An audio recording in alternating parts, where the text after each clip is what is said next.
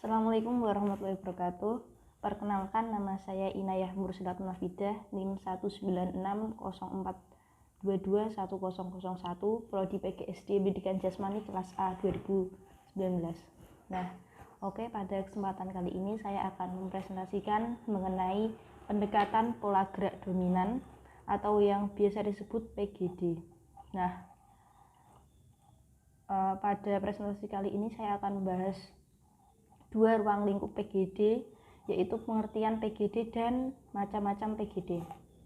Oke, langsung saja pada pengertian PGD. Apa sih pengertian PGD itu? PGD atau yang biasa disebut pola gerak dominan dalam senam merupakan dasar atau landasan dalam mengembangkan keterampilan senam.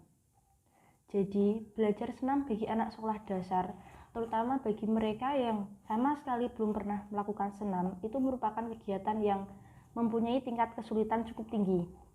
Jadi, haruslah didasari melalui belajar keterampilan pola gerak dominan terlebih dahulu.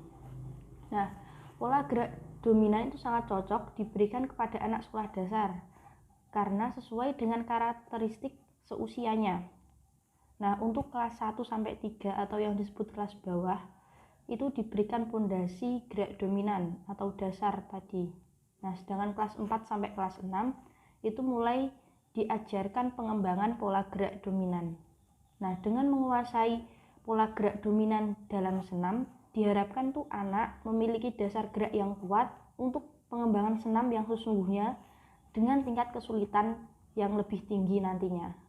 Oke, langsung saja pada macam-macam PGD. Di sini ada 7 macam PGD. Yang pertama ada pendaratan, terus kemudian ada posisi statis atau statis position, kemudian ada gerak berpindah atau locomotion, kemudian ada ayunan atau swing, kemudian ada putaran atau rotasi, kemudian ada tolakan atau spring, terus yang ke-7 yang terakhir yaitu layangan atau layangan dan ketinggian, flick and hike. Oke, masuk pada pendaratan atau landing. Apa sih pendaratan atau landing itu? Pendaratan atau landing itu adalah penghentian gerak yang terkontrol dari tubuh yang melayang pada saat turun. Pendaratan ini merupakan gerak yang paling penting dalam senam karena mendarat akan menjamin keselamatan dan penentu keberhasilan dalam setiap elemen senam. Di sini pendaratan ada 3 jenis, yaitu pendaratan dengan kaki, dengan tangan, diiringi putaran.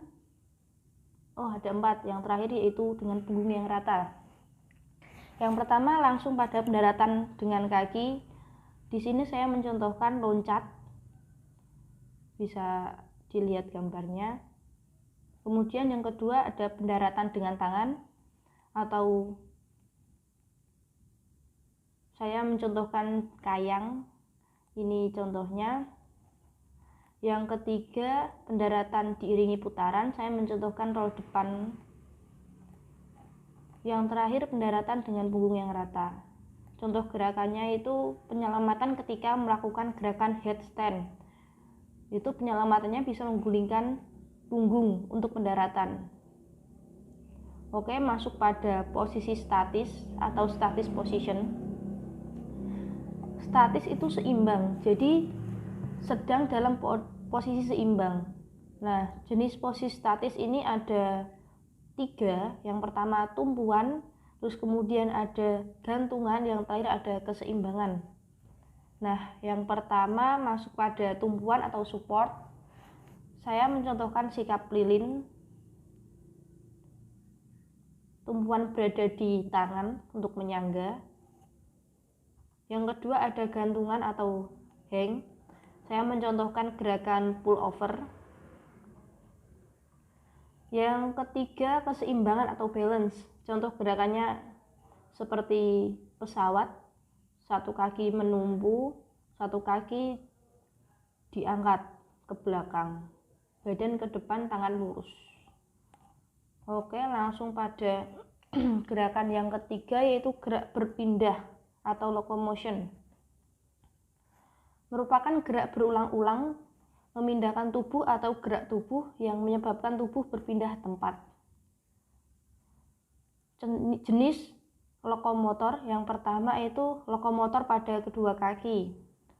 Misalnya itu berlari, hop, melompat, skip, berderap, dan gerakan-gerakan tarian dan lain-lain. Nah, pada gerakan lokomotor pada kaki saya mencontohkan melompat. Begitu dari satu titik ke titik lain, jadi adanya perpindahan.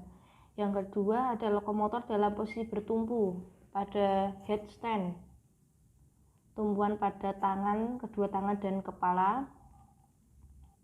Terus yang ketiga saya mencontohkan lokomotor dalam posisi menggantung. Contoh gerakan menggantung di palang sejajar sambil bergerak atau pull over ya gerakannya. Bisa dilihat badan diayunkan ke depan.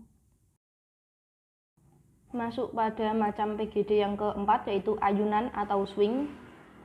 Nah, berbagai macam pegangan dan posisi tubuh menggantung atau bertumpu merupakan dasar utama dari pembentukan mengayun. Nah, jenis ayunan itu ada ayunan dari gantungan dan ayunan dari tumpuan. Kita masuk pada poin yang pertama, ayunan dari gantungan. Contoh gerakannya pull over, tangan menggantung kemudian badan diayunkan. Yang kedua saya mencontohkan ayunan dari tumpuan itu cross support swing, mengayunkan begitu. Terus masuk pada jenis yang kelima yaitu putaran atau rotation, berhubungan dengan gerak berputar yang berporos pada tubuh. Jenis putarannya yang pertama ada putaran yang berporos transversal. Putaran-putaran pada poros ini meliputi gerakan seperti roll depan, roll belakang, salto depan, dan salto belakang, dan lain-lain. Saya mencontohkan dengan roll depan.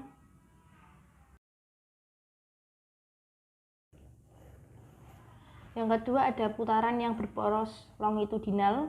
Nah, putaran yang terjadi akan memungkinkan tubuh berputar secara memanjang. Saya mencontohkan ini berguling. Yang ketiga ada putaran yang berporos medial. Ke dalam putaran ini sedikit sekali gerakan yang dapat dibuat, seperti gerakan baling-baling atau run off. Lanjut pada macam yang keenam, tolakan spring atau melompat atau meloncat. Nah, meliputi kegiatan-kegiatan yang menghasilkan perpindahan tubuh secara cepat. Yang pertama ada meloncat atau melompat tanpa bantuan. Di sini saya mencontohkan meloncat dari kursi, yaitu dengan tanpa bantuan ya, melakukan loncatan. Terus yang kedua ada meloncat atau melompat dengan bantuan. Di sini saya meloncat dengan bantuan yaitu balok. Nah, contoh gerakannya seperti lompat kangkang. Kemudian yang terakhir ada layangan dan ketinggian, fly and hike. Nah, layangan itu peristiwa ketika tubuh sedang berada di udara, terbebas dari kontak dengan alat atau permukaan tanah. Sedangkan ketinggian adalah besarnya jarak antara titik berat tubuh ke permukaan tanah. Di sini saya mencontohkan meloncat. Ada foto gerakannya juga. Oke, sekian presentasi yang dapat saya sampaikan. Apabila ada kekurangan saya mohon maaf. Assalamualaikum warahmatullahi wabarakatuh.